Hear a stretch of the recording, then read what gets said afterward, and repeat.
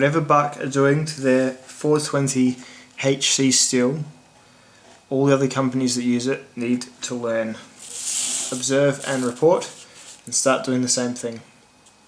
Hello, this is my review of my new Buck knife. This is the Buck Slim Jim Caper Knife. So what is a caper knife?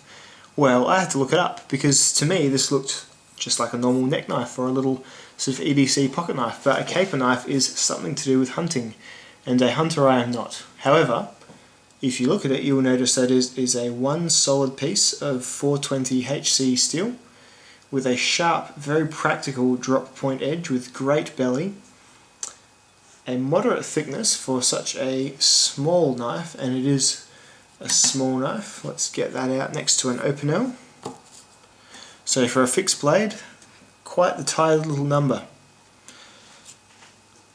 Comes with this great orange coating so you will not lose it when you drop it, and has some great little jimping on the front and back. So you've got jimping there and you've got jimping there, so you shan't lose grip of it either. So what is this knife for? Let's get into it with a video review. This particular Buck knife comes with a little nylon sheath that goes on one way, which is vertically on the belt, so it doesn't go horizontally like that, unfortunately. It has a little button snap which holds the knife rather securely, and the knife pulls out from its little plastic insert and finds its way back in quite nicely. The button is all it has to retain, but fortunately it is a quite strong button, so I can't see any issues with that at all. Let's get the old whittling stick out, see if this is a whittler, see how it feels to whittle with.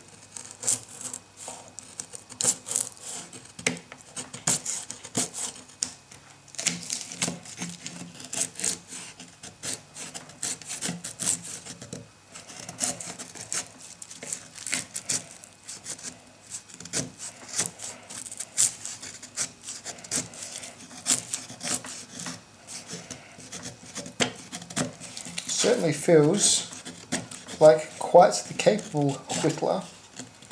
That supremely sharp 420 HC edge that Buck has done to perfection really digs in. It's got a great grind on there, so you've got a hollow grind, picking up the light like crazy, satin finished, with sort of a secondary long bevel, giving it that great slicing ability. Let's get the focus on that. Jeez, don't mean to blind you with the light, but I think it is. Just that longer bevel gives it probably a little bit more delicacy, but a great way of digging into wood. Certainly does. However, that delicacy probably makes this more attuned to being a food knife, or even an eating or just general camp utility knife, or hell, even a EDC fixed blade knife on that cool little sheath I just showed you. So after playing around with this little Buck caper knife, I'm pretty happy that this would certainly fulfill more roles than that the company intended it to. If you could perhaps arrange a slightly better sheath, or one, not that the sheath is bad, but a more versatile sheath, this would be one of the better neck knives that I've seen. I love a long handle on a neck knife. I can get all four of my fingers of my medium to large size hand around this knife. Sure, you don't ever want to work with a skeletonized knife for hours and hours on end, but if you had to, it wouldn't certainly not come out of your hand or fly across the room and stab someone in the eye. Probably a really good first fixed blade knife for perhaps a Boy Scout.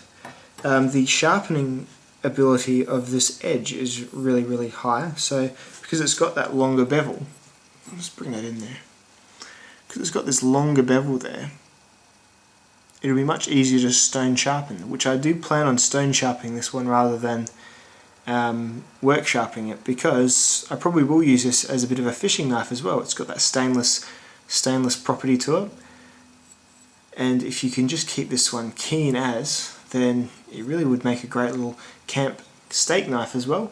I was thinking when I had it on my sheath, it just feels like the most natural thing would be to have a second sheath on my left hip which had a little fork in it, and you could go and pull out a knife and a fork and just be Mr. Camp eating and just have a great old time with your belt laden utensils. So that is also another use for it.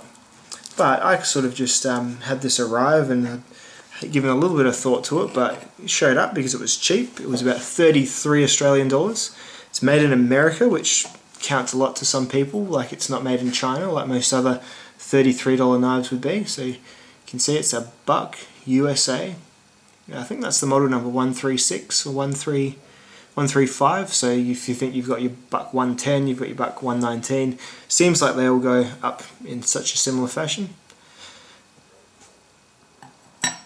Definitely part of the Buck family. So even if you're not a hunter, even if you're someone who's just after a very solid fixed blade knife, while you wouldn't want to batten it into a tree because that edge is probably a slight tad delicate, it is certainly keen. That is the factory edge. Not touched it up at all and have carved wood with it. And getting back to my original point, many people rag on 420HC, but when you do it right, it does all that you'll need it to do and more. Forgive me, that bit of the paper is wet. Wet with tears of joy. No, not really, just wet. Probably from Cedric's saliva.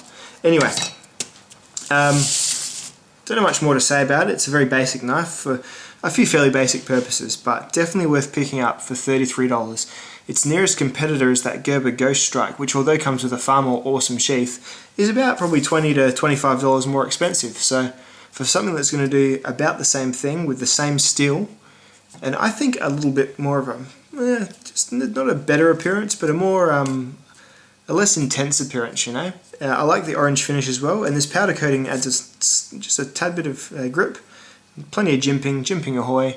So probably about the same quality in hand. Definitely something to consider, the Buck Slim Jim Caper knife. Thank you so much for watching. See you next vid.